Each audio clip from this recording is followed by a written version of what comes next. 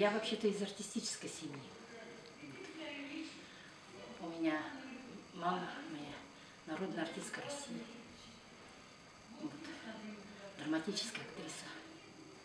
Отец мой тоже заслуженный артист России, тоже драматический актер. Но он такой был синтетический, он и танцевал, и пел, и играл на всех инструментах. Вот.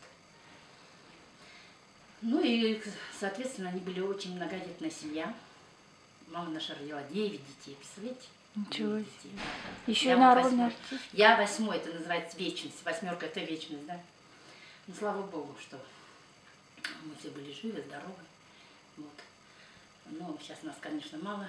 Я предпоследний ребенок все-таки уже 65-й год, но я думаю, что всегда в душе молодая, как и мама всегда была, всегда на ногах, бегом и без болезни, так сказать, без натуги, вот, легко.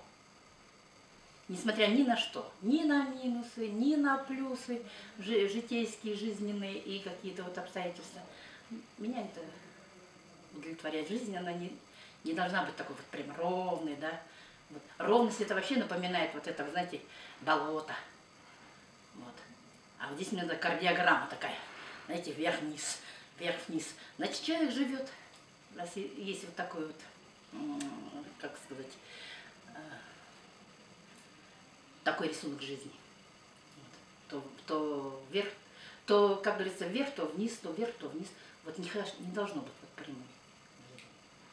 Потому что низ он всегда учит, чтобы подняться наверх. Вот так вот. Вот такие вот у нас жизненные кредо. И самое важное, что это вот в жизни, в моей жизни, это все-таки значимость такая любовь.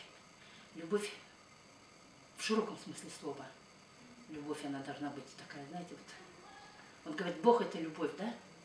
Потому что вот даже все заповеди, которые есть там, в этом в Библии написано, да, они написаны так, любовь, не убей. Если любишь, значит не убьешь, правильно? Если там любишь, значит не украдешь. Если любишь, значит навет не наведешь. Но если любишь, ты должен, но все равно ты должен сказать какой-то вот недостаток человеку, да, с любовью. Вот. А когда любовь это присутствует везде, тогда и, как говорится, она и минус решит на плюс. Вот. Минус решит на плюс. Потому что жизнь это действительно бумеранг, что сеем, то пожинаем. И относительно того, что вот у меня в жизни происходит, да, я никогда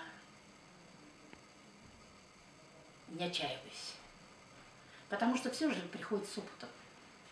Мы сначала вот молодые, да, вот наломаем дров, а потом, значит, шишки получим, идем на те же самые грабли, наступаем, опять в лоб получаем и опять по новой, да. Ну, это хорошо, что вот еще эти грабли учат. Плохо, когда они не учат. Когда уже боли не чувствуешь от этих грабли. Вот это самое страшное. Вот.